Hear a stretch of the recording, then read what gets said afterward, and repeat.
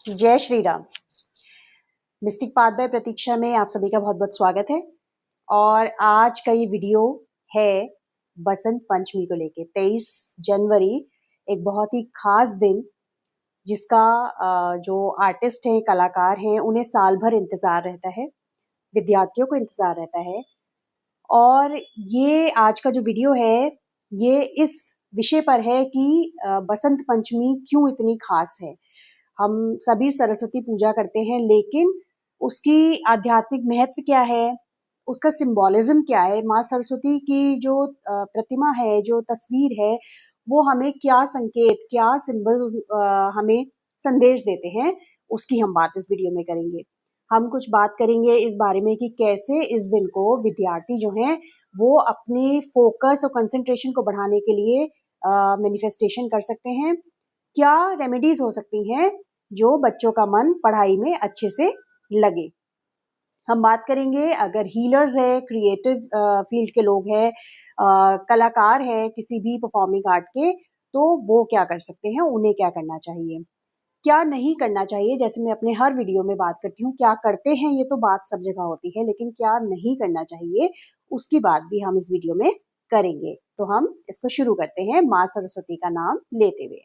आप लोग अगर जुड़े हैं, आप ये वीडियो देख रहे हैं, तो जय माँ सरस्वती कमेंट बॉक्स में एक बार जरूर लिखिएगा, और माँ की ब्लेसिंग्स आप पर हमेशा बनी रहे, ऐसी ही कामना है। तो जो बसंत पंचमी है, इस साल 23 तारीख को, 23 जनवरी को पड़ रही है। और बसंत का नाम सुनते ही मन में काफी प्रफुल्लित जो है अनुभव होने लगता है, क्योंकि तेज जो ठंड का दौर है वो जाने लगता है, और गुनगुनी धूप होती है, हर तरफ फूल खिल रहे होते हैं, पौधों पे रौनक आ जाती है, पेड़ पत्तों पे रौनक आ जाती है, और मन जो है वो उल्लासित होने लगता है। कवियों ने भी बसंत ऋतु का बहुत ज्यादा जो है वो अपनी कविताओं में, रचनाओं में प्रयोग किया है।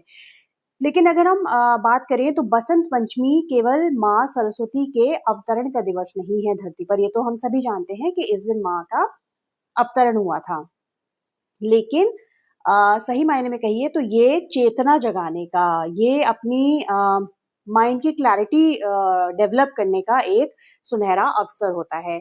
क्योंकि इस दिन जो है वो ऐसा माना जाता है कि जो एनर्जीज है वो बहुत हाई होती हैं, मंत्र बहुत जल्दी असर करते हैं, और आपका जो लर्निंग होती है वो बहुत फास्ट होती है, क्योंकि नेचुरल है। ज्ञान की देवी, बुद्धि की देवी, अगर उस दिन वो उनका जन्मदिन है, वो अवतरित हुई है, तो उस दिन की कुछ तो बाकी दिनों से अलग एक महत्ता होगी होगी। और अगर हम इसके शाब्दिक अर्थ की बात करें, आध्यात्मिक रूप से समझें, तो बसंत, बसंत को एक नई ऊर्जा, नए शुरुआत, नए उल्लास से जोड़ के देखा जाता है। और पंचमी बेसिकली 5 तत्वों के संतुलन को दिखाता है। जो हमारे 5 तत्व हैं जिनसे हमारा शरीर बना है, उनके संतुलन से संबंधित है। तो आज का जो दिन है वो हमारे जो मतलब जो सत्व गुण हैं उनको एक्टिवेट करने का, सत्व गुण मतलब हमारे जो अच्छे गुण हैं उनको, सात्विक गुण हैं उनको एक्टिवेट करने का एक अवसर होता है। और जो हमारे रजस और तमस गुण हैं उनको शांत करने का ये समय है।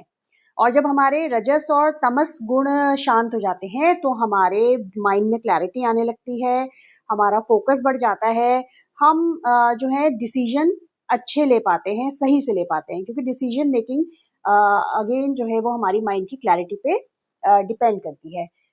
तो इसलिए ये हुआ इसका आध्यात्मिक महत्व। अब इस दिन का नॉर्मली हम सब क्या कहते हैं कि पीले कपड़े पहने, पीला भोजन करें, माँ सरस्वती को पीले पीला जो है वो प्रसाद अर्पित करें, ये पीले फूल अर्पित करें, ये होता है। लेकिन ये एक ऐसा मौका है जब आप अपने माइंड को जो है वो रियलाइन कर सकते हैं। आप अपने बच्चे, अगर आपके घर में पढ़ने वाले बच्चे हैं, तो कुछ रेमेडीज अपनाकर आप उन बच्चों की, अगर पढ़ाई में मन नहीं लग रहा है, कंसंट्रेशन नहीं है, पढ़ने बैठना ही नहीं चाहते हैं, ऐसी दिक्कतें हैं, तो आप कुछ चीजें करके इन समस्याओं से काफी हद तक जो है वो छुटकारा, या काफी हद तक इनसे निजात पा सकते हैं, और बच्चों में बहुत ही पॉजिटिव चेंजेस देखने के लिए मिलते हैं। तो अब चूंकि जैसा कि मैंने कहा कि इस दिन की खासियत ये है कि इस दिन लर्निंग बहुत फास्ट होती है। इस दिन जो भी मंत्र चैंट किया जाता है वो मंत्र जो है वो बहुत तेजी से काम करता है, और हमारे ब्रेन में जो है अगर इस दिन मेडिटेशन कर लिया जाए थोड़ी देर तो हमारी इंटेलेक्चुअल पावर जो है वो भी इनहेंस होती है।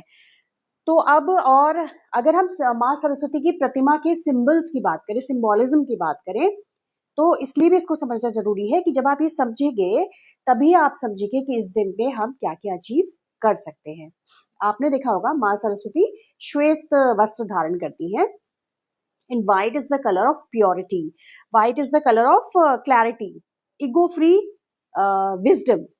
मतलब ज्ञान तो बहुत लोगों के पास होता है, लेकिन फिर वो ज्ञान के साथ उनके अंदर अहंकार भी आ जाता है, तब फिर वो ज्ञान किसी काम का नहीं रहता। रावण भी बहुत ज्ञानी था, हम लोग सब जानते हैं, लेकिन वो ज्ञान किस काम का, जिसमें अपना पूरा कुल और अपना पूरा वंश खत्म कर लिया, किसी के समझाने से समझा नहीं। तो विजडम होना काफी नहीं है, ईगो फ्री विजडम होना ज्यादा महत्वपूर्ण है। तो माँ सरस्वती श्वेत वस्त्र धारण करती हैं, तो वो ये सिंबल देती हैं कि आपके विचारों की पवित्रता सबसे पहले जरूरी है, कि अगर आपके थॉट प्योर होंगे तभी आपका विजडम बढ़ेगा, और तभी आपका विजडम जो है वो ईगो फ्री भी होगा, उसमें अहंकार नहीं होगा, उसमें घमंड नहीं होगा। क्लैरिटी भी तभी आएगी, क्योंकि अगर हम ज्ञान तो है लेकिन हम खुद को ही सब कुछ समझ रहे हैं, हम किसी और को कुछ समझ ही नहीं रहे, तो हमें ये क्लैरिटी नहीं मिलेगी कि हमें लाइफ में आगे कैसे करना चाहिए काम, क्या करना चाहिए, किस डायरेक्शन में हमें जाना चाहिए। तो ये हुआ उनके वाइट क्लोथ्स का। अब अगर हम उनके आपने देखा होगा उनके हाथ में जो है वो वीणा है, तो वीणा जो है वो बेसिकली वीणा क्या है, एक आपका एक हारमोनी, मतलब आपके ब्रेन और आपके हर्ट के बीच में वो एक हारमोनी को दिखाती है। एक वीणा के तारों का जब बजाते हैं तो उनमें एक तारतम्य होता है, तभी वो बजता है ना। तभी इसी तरीके से खाली दिमाग में बुद्धिमत्ता हो और हृदय से हम ठीक नहीं है, तब भी वो किसी काम की नहीं है। लेकिन हमारा हृदय कितना भी अच्छा हो, लेकिन हमारे पास ज्ञान शून्य है, तो भी हम किसी काम के नहीं है। तो वो वीणा संदेश देती है हारमोनी का, आपके ब्रेन और हार्ट, आपके हृदय और मस्तिष्क के बीच में एक तारतम्य होना चाहिए। ठीक है, ये बात हुई उनकी वीणा की। तीसरी बात आती है कुछ प्रतिमा में उनके हाथ में पुस्तक होती है, या वो जाप कर रही होती है, माला होती है जाप की। किस बात का सिंबल है? ये बताता है कि आपका जो ज्ञान है वो बेसिकली आप आपकी जो मतलब आप ज्ञान ही आपके सब कुछ है। आप उसे अपने हाथ में होल्ड कर रहे हैं, यानी कि आप जो ज्ञान ले रहे हैं वो केवल किताबी ज्ञान नहीं है कि आपने रटा रट के आप डिलीवर कराए एग्जाम में पास हो गए, दैट्स इट नहीं। वो किताब पकड़े हैं, मतलब आपका जो नॉलेज है वो आपके हाथ में है, आपने उसको धारण किया हुआ है, आपने उसको पकड़ा हुआ है, यानी वो आपके इनर नॉलेज को बढ़ा रहा है। आप ज्ञान का मतलब केवल बाहरी नहीं है कि 4 चैप्टर आ रहे हैं, 4 चैप्टर रटे, जाके एग्जाम दिया, पास हो गए, अगले दिन पूछा तो कुछ भी याद नहीं है। Basically inner wisdom, inner knowledge वो इम्पॉर्टेंट है किसी भी चीज की, और वो खाली सब्जेक्टिव नहीं है, वो केवल विषय के अनुसार नहीं, जिंदगी की, जीवन की भी जो आंतरिक ज्ञान है वो होना बहुत जरूरी है। तभी हम बुरी से बुरी परिस्थिति में अपने जीवन को संभाल पाते हैं और अपने जीवन को एक सही दिशा दे पाते हैं। नहीं तो आपने देखा होगा थोड़ी सी भी विपत्ति आने पे लोग गलत रास्ते पे, नशे पे या आत्मघाती कदम तक उठा लेते हैं। तो अगर आपका इंटरनली आपकी नॉलेज अच्छी होगी ना, आप ज्ञानी होंगे आंतरिक रूप से, तो आप कभी भी इस तरीके के कदम नहीं उठाएंगे। आप हमेशा अपनी जिंदगी को ये तलाशेंगे कि और कौन सा रास्ता बचा है जिस तरफ मैं ले जाकर अपने जीवन को और बेहतर बना सकती हूँ या बना सकता हूँ। तो ये बात उनके। और जो जाप की माला है तो यानी साधना, इसी तरह वीणा में भी साधना वो बताती है, क्योंकि वीणा या कोई भी म्यूजिकल इंस्ट्रूमेंट बजाने के लिए एक बार सीख लिया काफी नहीं है। जो कलाकार होते हैं, संगीतकार होते हैं, उनका घंटों घंटों का, सालों सालों का रियाज होता है, और वो बुजुर्ग होने तक भी रियाज करते हैं। तो यानी वो आपको हर चीज में साधना, जीवन एक साधना है। ऐसा नहीं है आपने आज सीख लिया और बस हो गया। तो माँ सरस्वती ये भी संदेश देती है कि आपका हृदय और मस्तिष्क का तालमेल अच्छा होना चाहिए। आपका जो ज्ञान है वो सतही नहीं होना चाहिए, वो आंतरिक होना चाहिए, उसका महत्व पता होना चाहिए। तीसरा जो है, आपकी जीवन में साधना बहुत जरूरी है। वो जिस भी क्षेत्र में आप हैं, आप एक साधक बन के रहिए। आप ये मत सोचिए कि अब मैंने इसे साध लिया है। ताउम्र आप साधक के रूप में रहेंगे तो हर दिन आपको कुछ ना कुछ नया जीवन में सीखने के लिए मिलेगा, जो आपके जीवन को और बेहतर बनाएगा। ये उनका जो जप है, जाप की माला है, वो भी बताती है। और जो वीणा है, वो एक कोई भी इंस्ट्रूमेंट है, कोई भी कला है, वो साधना मांगती है। वो शॉर्टकट आपकी लाइफ में काम नहीं करेंगे। और ये बात खाली कला के लिए नहीं, ये हमारे जीवन पे भी लागू होती है। ये बात हो गई। उसके अलावा हंस पे वो बैठी होती हैं या कमल पे बैठी हैं, दोनों ही क्या हैं? दोनों ही आपके इमोशनल क्लैरिटी को दिखाते हैं। मतलब पानी किससे रिलेटेड है? पानी हमारे इमोशन, चंद्रमा, जल तत्व है। और इमोशंस हमारे जल तत्व हैं। और हंस है या जो ये कमल का फूल है, दोनों ही जल में रहते हैं। यानी कि जल में रहते हुए, भावनाओं में रहते हुए भी उनसे ऊपर, हंस भी ऊपर तैरता है, कमल भी ऊपर फ्लोट करता है। यानी क्या बताते हैं? आप भावनाहीन इंसान मत बनिए, भावुक रहिए, भावना प्रधान रहिए, लेकिन उन भावनाओं में खुद को डूबने मत दीजिए। उन पे तैरिए। वो आपको एक बेस दे सकते हैं, उनको आधार बनाइए अपनी प्रगति का। आपकी भावनाओं से को लेकर आप अपनी प्रगति के मार्ग पर अग्रसर होइए, लेकिन उन भावनाओं में डूबिए मत। उन भावनाओं को कमजोर मत बनने दीजिए उन भावनाओं की वजह से। तो ये हुए इनके सिंबोलिज्म। अब हम इस दिन क्या कर सकते हैं?